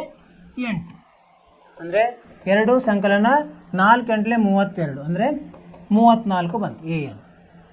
ಉತ್ತರವನ್ನು ಪರೀಕ್ಷಿಸೋಣಂತ. 6ನೇದ್ದು ಸರಿಯಾಗಿದೆ. ಇದು n ಬೆಲೆ, ಇದು ಸರಿ ಇದೆ. an ಬೆಲೆ ಇದು ಸರಿ ಇದೆ. ಏನು ಮಾಡಿದ್ವಿ ನಾವಿಲ್ಲಿ? ಅವರು ಕೊಟ್ಟಿದ್ದಾರೆ. ಮೊದಲು ಎದು ಬೆಲೆ ಕೊಟ್ಟಿದ್ದಾರೆ 2, ಡಿ ಬೆಲೆ 8, SN ಬೆಲೆ 90 ಕೊಟ್ಟಿದ್ದಾರೆ. n ಮತ್ತು an ಕಂಡುಹಿಡಿಯಲಿಕ್ಕೆ ಹೇಳಿದ್ದಾರೆ. SN ಸೂತ್ರವನ್ನು ಉಪಯೋಗಿಸಿ ನಾವು ಏನು ಮಾಡ್ಬೋದು? n ಕಂಡುಹಿಡಿಯೋದು. n ಕಂಡುಹಿಡಿಬೇಕಾದ್ರೆ ನಮಗೇನು ಬರ್ತದೆ? ವರ್ಗ ಸಮೀಕರಣ ಬರ್ತದೆ. ಅದನ್ನು ಅಪವರ್ತಿಸಬೇಕು ನಾವು. ಹೇಗೆ ಅಪವರ್ತಿಸಿದ್ರೆ? ನಾವು ಮಧ್ಯದ ಪದವನ್ನು ಬಿಡಿಸಿದ್ವಿ. ಅವಾಗ 2 ಅಪವರ್ತನಗಳು ಬಂದು ಅದನ್ನು 0ಗೆ ಸಮ ಮಾಡ್ಬೋದು. 0ಗೆ ಸಮ ಮಾಡಿದರೆ ಚರಾಕ್ಷರದ ಬೆಲೆ ಧನ ಮತ್ತು ಋಣ ಬಂತು. ನಾವು ಧನ ಬೆಲೆ ತಗೋಬೇಕು, ಯಾಕಂದರೆ n ಯಾವಾಗಲೂ ಧನ ಇರ್ತದೆ. ಸೊ ಅದನ್ನು ತೊಗೊಂಡಾಗ n ಬೆಲೆ 5 ಬಂತು. ಆ n ಅನ್ನು ಉಪಯೋಗಿಸಿ an ಸೂತ್ರದಲ್ಲಿ ಹಾಕಿದಾಗ an ಬೆಲೆ ಬಂತು. an ಬೆಲೆ ಎಷ್ಟು ಬಂತು? 34. ಅರ್ಥವಾಯಿತು ವಿದ್ಯಾರ್ಥಿಗಳೇ? ಸರಳವಾಗಿದೆ. ಏನಂದರೆ ನಾವು ಸೂತ್ರವನ್ನು ಸರಿಯಾಗಿ ಉಪಯೋಗಿಸೋದು ಇಲ್ಲಿ ನಮ್ಮ ಜಾಣತ. ಮುಂದೆ ಹೋಗೋಣಂತೆ. 6 ಆಯಿತು. ಈಗ 7ನೇ ಪ್ರಶ್ನೆ. 7ನೇ ಪ್ರಶ್ನೆ ಏನಿದೆ? a = 8, an = 62, SN = 210 ಕೊಟ್ಟಿದ್ದಾರೆ. n ಮತ್ತು d ಕಂಡುಹಿಡಿಯಿರಿ. n ಎಷ್ಟು ಮತ್ತು d ಎಷ್ಟು ಅಂತ ಹೇಳಿದೆ. ಏನು ಮಾಡ್ಬೇಕು ನಾವು? ಮೊದಲು ಎ ಎನ್ ಸೂತ್ರದಲ್ಲಿ ಕಂಡುಹಿಡಿಬೋದು ನಾವು. ಏನು ಡಿ ಎರಡು ಇದು ಬರ್ತವೆ, ಎರಡು ಸಮೀಕರಣ ಬರ್ತದೆ, ಕಂಡುಹಿಡಿಯೋಣ. ಪರಿಹಾರ ಎ ಎನ್ ಸಮ ಎ ಸಂಕಲನ ಎನ್ ಋಣ 1 ಡಿ. ಎನ್ ಎಷ್ಟಿದೆ 62 ಇದೆ, ಸಮ ಎ 8 ಇದೆ, ಸಂಕಲನ ಎನ್ ಗೊತ್ತಿಲ್ಲ, ಎನ್ ಋಣ 1 ಡಿನೂ ಗೊತ್ತಿಲ್ಲ. ಸೊ ಇದು 68 ಆ ಕಡೆ ಹೋದ್ರೆ ಏನಾಗುತ್ತೆ, ಋಣ 8 ಆಗ್ತದೆ. 62ರಲ್ಲಿ ಋಣ 8 ಆದರೆ 54 ಉಳಿತು. 54 ಅಂದರೆ ಎನ್ ಋಣ 1 ಡಿ ಆಯ್ತು. ಇದನ್ನು ಹಾಗೆ ಹೇಳೋಣ. ಈಗ ಎಸ್ ಎನ್ ಸೂತ್ರ ಹಾಕೋಣ. ಎಸ್ ಎನ್ ಸೂತ್ರ ಎನ್ ಭಾಗಲಬ್ಧ 2 ಕಂಸದಲ್ಲಿ ಏನು ಎ ಇದೆ, ಇದನ್ನೇ ಎ ಎನ್ ಅಂತ ತೊಗೋಬೋದು ನಾವು. ಅಂದರೆ ಎ ಸಂಕಲನ ಎ ಎನ್, ಅವಾಗ ನಮಗೇನು ಸಿಗ್ತದೆ, ಎನ್ ಬೆಲೆ ಸಿಕ್ಬಿಡ್ತದೆ. ಎ ಸಂಕಲನ ಎ ಎನ್, ಕೊನೆ ಪದ ಇದು, ಕೊನೆ ಪದ ಇದ್ದಂಗೆ ಇದು ಎಲ್ಲಿದ್ದಾಗ. ಅವಾಗ ಎಸ್ ಎನ್ ಕೊಟ್ಟಿದ್ದಾರೆ ಅವರು 210 ಸಮ ಎನ್ ಗೊತ್ತಿಲ್ಲ, ಕಂಡುಹಿಡಿಬೇಕು. ಎ ಎಷ್ಟಿದೆ 8 ಇದೆ, ಎ ಎನ್ ಎಷ್ಟಿದೆ 62 ಇದೆ. ಅಂದರೆ ಇದು ಇಲ್ಲಿ ಹೋದರೆ ಏನಾಗ್ತದೆ, 210 ಗುಂಡ್ಲೆ 2 ಭಾಗಲಬ್ಧ 62, 8 ಸೇರಿಸ 75 ಸಮ ಎನ್. 71 73 ಎನ್ ಬೆಲೆ ಎಷ್ಟಾಯಿತು, 6 ಆಯಿತು. ಇದನ್ನು ಇಲ್ಲಿ ಉಪಯೋಗಿಸಿದ್ರೆ ಡಿ ಬೆಲೆ ಸಿಗ್ತದೆ. ಡಿ ಸಮ 54 ಭಾಗಲಬ್ಧ ಎನ್ ಋಣ 1. 54 ಭಾಗಲಬ್ಧ ಎನ್ 6 ಇದೆ, 6ರಲ್ಲಿ 1 ಹೋದ್ರೆ 5. ಡಿ ಬೆಲೆ 54 ಭಾಗಲಬ್ಧ 5, ಎನ್ ಬೆಲೆ 6. ಸರಿಯಾದ ಉತ್ತರ. ಅರ್ಥವಾಯಿತು? ಏನೇನು ಕೊಟ್ಟಿದ್ದಾರೆ ನೋಡಿ. ಯಾವಾಗ ಅವ್ರು ಎ ಎನ್ ಅಂತ ಕೊಟ್ಟಿದ್ದಾರೆ ಅದೇ ಕೊನೆ ಪದ ಅಂತ ಕೊನೆ ಪದ ಆಗುತ್ತೆ. ಕೊನೆ ಪದ ಅಂದರೆ ಅದನ್ನು ಎಲ್ ಅಂತ ಉಪಯೋಗಿಸ್ಬೋದು ನಾವು. ಈ ಸೂತ್ರದಲ್ಲಿ ಎ ಎನ್ನಲ್ಲಿ ಹಾಕಿದಾಗ ಅಲ್ಲಿ ಒಂದು ಸಮೀಕರಣ ಬಂತು. ಏನು ಸಮೀಕರಣ ಬಂತು, 54 ಸಮ ಎನ್ ಋಣ 1 ಡಿ ಅಂತ ಬಂತು. ಇನ್ನೊಂದು ಸಮೀಕರಣ ಎಸ್ ಎನ್ನಲ್ಲಿ, ಎಸ್ ಎನ್ ಸೂತ್ರದಲ್ಲಿ ಉಪಯೋಗಿಸಿದಾಗ ನಮಗೆ ಯಾವ ಸೂತ್ರ ಉಪಯೋಗಿಸಿದ ನಾವು, n/2 ಏನು ಗುಣಲಬ್ಧ ಕಂಸದಲ್ಲಿ ಎ ಸಂಕಲನ ಎ ಎಲ್. ಎ ಎನ್ ಅಂದ್ರೆ ಏನು, ಎಲ್. ಎ ಸಂಕಲನ ಎಲ್ ಇದ್ದಾಗ ಆ ಎಲ್ ಜಾಗದಲ್ಲಿ ಎ ಎನ್ ಹಾಕಿದ್ದೀವಿ. ಸೊ ಅದರಲ್ಲಿ ಆ ಸೂತ್ರವನ್ನು ಉಪಯೋಗಿಸಿದಾಗ ನಮಗೆ ಎನ್ ಬೆಲೆ ನೇರವಾಗಿ ಬಂತು. ಈ ಎನ್ ಬೆಲೆನ ಡಿದಲ್ಲಿ ನಾವು ಉಪಯೋಗಿಸಿದಾಗ ನಮಗೆ ಡಿ ಬೆಲೆ ಬಂತು. ಇದು ಸರಿಯಾದ ಉತ್ತರ. ಅರ್ಥವಾಯಿತು ವಿದ್ಯಾರ್ಥಿಗಳು? ಸರಳವಾಗಿ ಮಾಡೋದು. ನಾವು ಬೇಗ ಬೇಗ ಮಾಡಬೇಕಂದ್ರೆ ಸೂತ್ರಗಳನ್ನು ಹೇಗೆ ನಾವು ಉಪಯೋಗಿಸ್ಬೇಕು ಅನ್ನೋದನ್ನು ಕಲಿಬೇಕು.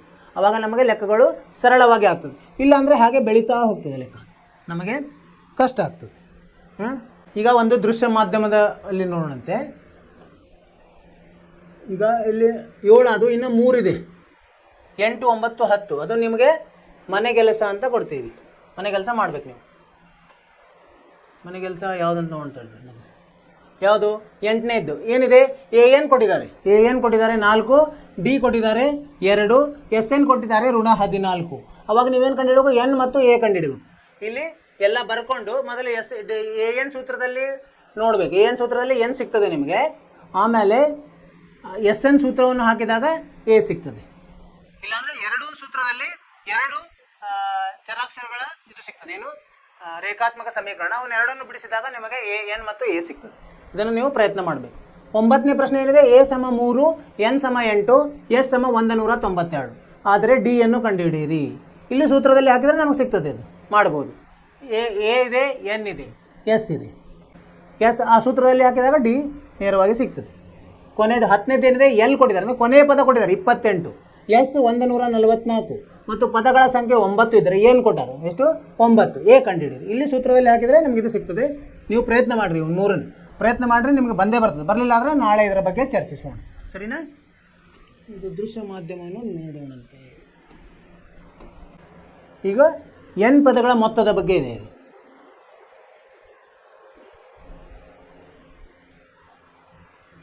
ಏನಿಲ್ಲಿ ಮೊದಲ ಎನ್ ಪದಗಳ ಮೊತ್ತ ಸಮಾಂತರ ಶ್ರೇಣಿಯಲ್ಲಿ.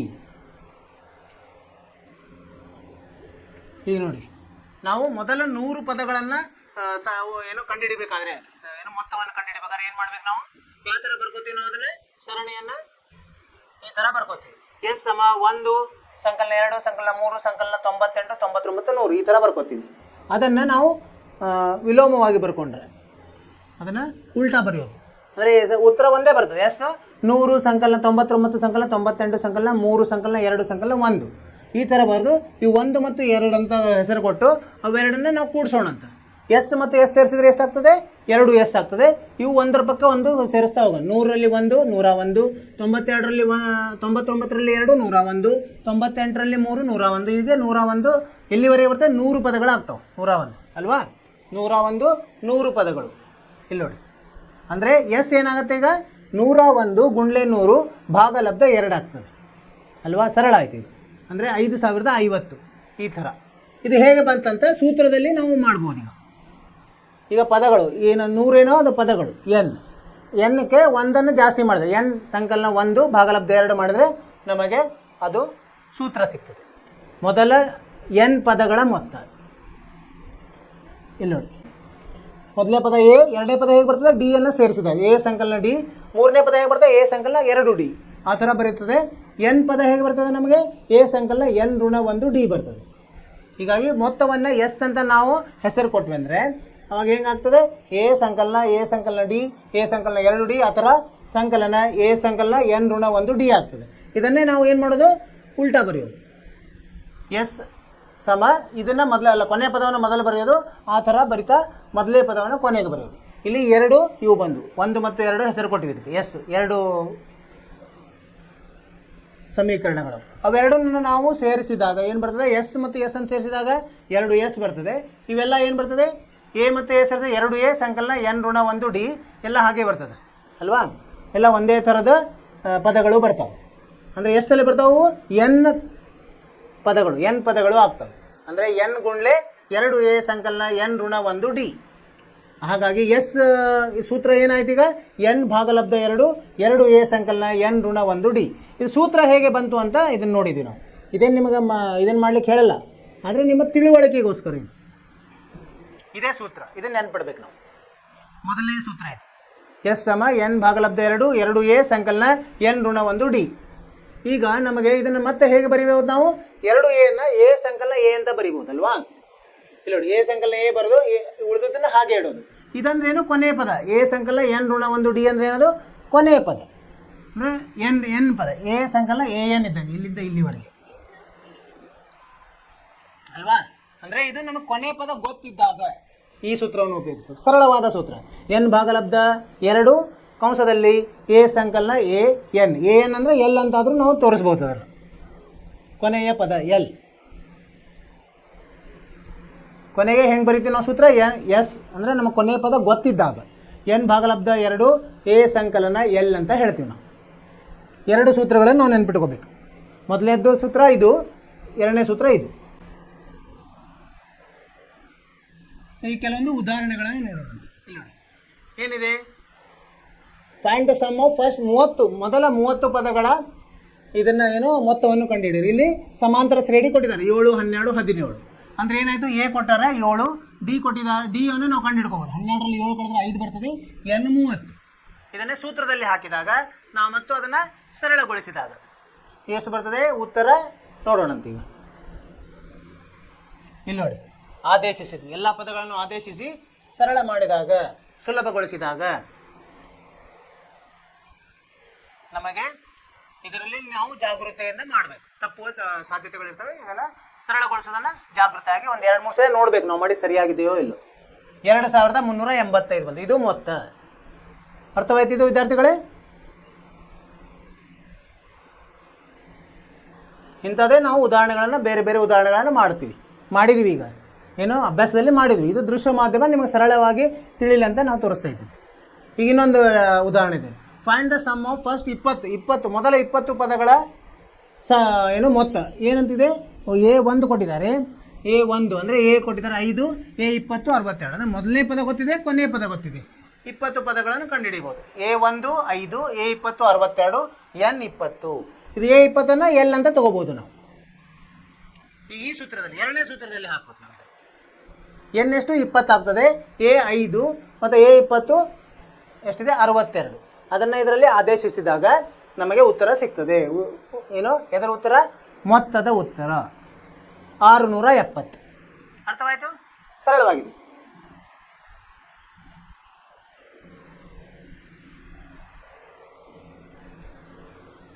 ಇನ್ನೊಂದು ಉದಾಹರಣೆ ಇದೆ ನೋಡಿ. ಇದರಲ್ಲಿ ಈ ಸಮಾಂತರ ಶ್ರೇಣಿಯಲ್ಲಿ ಎಷ್ಟು ಪದಗಳಿವೆ ಅವರೇನು ಕೊಟ್ಟಿದ್ದಾರೆ 24, 21, 18. ಆಮೇಲೆ ಅದರ ಮೊತ್ತ 78 ಆಗಬೇಕಾದ್ರೆ ಎಷ್ಟು ಪದಗಳು ಬೇಕಾಗ್ತದೆ ಅಂದರೆ ಮೊತ್ತ ಕೊಟ್ಟಿದ್ದಾರೆ 78.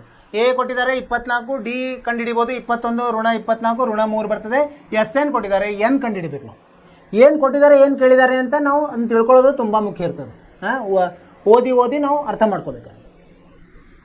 ಇದು ಮೊದಲನೇ ಸೂತ್ರದಲ್ಲಿ ಹಾಕಿದಾಗ ನಮಗೆ n ಬೆಲೆ ಸಿಗ್ತದೆ. SN ಕೊಟ್ಟಿದ್ದಾರೆ 78 ಸಮ n ಭಾಗಲಬ್ಧ 2 ಕಂಸದಲ್ಲಿ 2 ಗುಣಲೆ 24 ಸಂಕಲನ n ಋಣ 1 ಗುಣಲಬ್ಧ ಋಣ 3. ಇದನ್ನು n ಬಿಡಿಸ್ಬೇಕಿಲ್ಲಿ. n ಬಿಡಿಸಿದಾಗ ನಮ್ಗೆ ಎಷ್ಟು ಬರ್ತದೆ, ಏನು ಬಲಗಡೆ ಎಡಗಡೆಯನ್ನು ಸರಳ ಮಾಡಿಕೊಂಡು n ಬಿಡಿಸ್ಕೋಬೋದು. ಆವಾಗ ಒಂದು ಏನು ಬಂತು, ಇಲ್ಲಿ ವರ್ಗ ಸಮೀಕರಣ ಬಂತು. ಆ ವರ್ಗ ಸಮೀಕರಣವನ್ನು ಅಪವರ್ತಿಸುವ ಮುಖಾಂತರ ನಾವು ಕಂಡುಹಿಡಬೇಕಾಗ್ತದೆ. ಯಾವ n ಬೆಲೆ ಧನ ಇರ್ತದೆ ಆ ಬೆಲೆಯನ್ನು ತಗೋಬೇಕು ನಾವು. ಇಲ್ಲಿ ಏನು ಮಾಡಿದ್ರು, ಮಧ್ಯದ ಪದವನ್ನು ಬಿಡಿಸೋದ್ರಿಂದ ಇದಕ್ಕೆ ಮತ್ತೆ 3ರಿಂದ ಭಾಗ ಹೋಗ್ತದೆ. 3ರಿಂದ ಭಾಗ ಹೋದಾಗ ಏನು ಕೊನೆಗೆ ಏನು ಉಳಿತದೆ, n² ಋಣ 17n ಸಂಕಲನ 52 ಸಮ 0. ಇದನ್ನು ಏನು ಮಾಡೋದು, ಗುಣಿಸಿದ್ರೆ ನಿಮ್ಗೆ 52 ಬರಬೇಕು, ಕೂಡಿಸಿದ್ರೆ ಋಣ 17 ಬರಬೇಕು. ಅವಾಗ ಯಾವ ಎರಡು ಇವನು ಉಪಯೋಗಿಸ್ಬೋದು, 13 ಮತ್ತು 4 ಋಣದಲ್ಲಿ ಉಪಯೋಗಿಸಿದ್ರೆ ನಮಗೆ ಮಧ್ಯದ ಪದವನ್ನು ಬಿಡಿಸ್ಲಿಕ್ಕೆ ಆಗ್ತದೆ. ಇಲ್ಲಿ ಬಿಡಿಸಿ 2 ಪದಗಳು ಬಂದವು. n ಬೆಲೆ 4 ಬರ್ತಾ n ಬೆಲೆ 13, 2 ಧನ ಪದಗಳು ಬಂದು, ಅಂದರೆ nಗೆ 2 ಬೆಲೆ ಇದೆ ಅಂತ. 4 ಪದಗಳ ಮೊತ್ತನೂ 78, 13 ಪದಗಳ ಮೊತ್ತನೂ 78. ಹೆಂಗಂದ್ರೆ ಆ 13 ಪದಗಳಲ್ಲಿ ಋಣ ಪದಗಳಿದೆ, ಋಣಾತ್ಮಕ ಪದಗಳು. ಹೀಗಾಗಿ ಅದು ರದ್ದಾಗಿ ನಮಗೆ 78 ಸಿಗ್ತದೆ. ಅದೇ ಇದರ ಉತ್ತರ. 2 ಉತ್ತರ. ಏನಿಗೆ 2 ಬೆಲೆಗಳು ಬಂದಿವೆ. ಇಂಥ ನಿಮಗೆ ಉದಾಹರಣೆಗಳನ್ನು ನೀವು ಜಾಸ್ತಿ ಮಾಡಿರಿ, ಅಂದರೆ ನಿಮಗೆ ಏನಾಗ್ತದೆ, ಇದರಲ್ಲಿ ಆತ್ಮವಿಶ್ವಾಸ ಬರ್ತದೆ ಸರಳ ಮಾಡಲಿಕ್ಕೆ. ಇದು ನಿಮಗೆ ಅರ್ಥವಾಯ್ತು ಅಂತ ತಿಳ್ಕೊಂಡಿದ್ದೀನಿ. ದೃಶ್ಯ ಮಾಧ್ಯಮದಿಂದ ಏನಾಗ್ತದೆ, ನಮಗೆ ತಿಳಿಯಲು ಸರಳವಾಗ್ತದೆ. ಅದಕ್ಕೆ ಇದನ್ನು ನಾನು ನಿಮಗೆ ತೋರಿಸಿದೆ.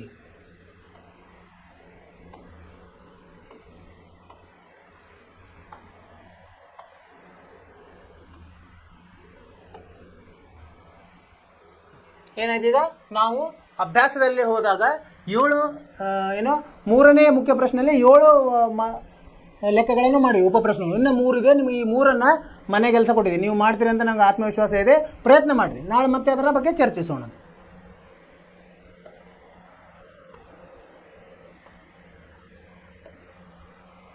ಅಲ್ಲಿವರೆಗೆ ಏನು ಮಾಡ್ಬೇಕು, ನೀವು ಪಠ್ಯೇತರ ಚಟುವಟಿಕೆಗಳನ್ನು ಮಾಡಿರಿ, ನಿಮ್ಮ ಆರೋಗ್ಯದ ಬಗ್ಗೆ ಕಾಳಜಿ ಇರಲಿ, ಅಭ್ಯಾಸವನ್ನು ಮಾಡಿರಿ, ಬೇರೆ ಬೇರೆ ಪುಸ್ತಕಗಳನ್ನು ನೋಡಿರಿ, ಅದರಲ್ಲಿರುವ ಕೆಲವೊಂದು ಉದಾಹರಣೆಗಳನ್ನು ನೀವು ಬಿಡಿಸಲಿಕ್ಕೆ ಪ್ರಯತ್ನ ಮಾಡಿರಿ. ಅದೇ ಮುಂದಿನ ತರಗತಿ ಒಳಗೆ ಮತ್ತೆ ಭೇಟಿಯಾಗೋಣಂತೆ. ಅಲ್ಲಿವರೆಗೆ ನಿಮಗೆ ಶುಭವಾಗಲಿ. ನಮಸ್ಕಾರ.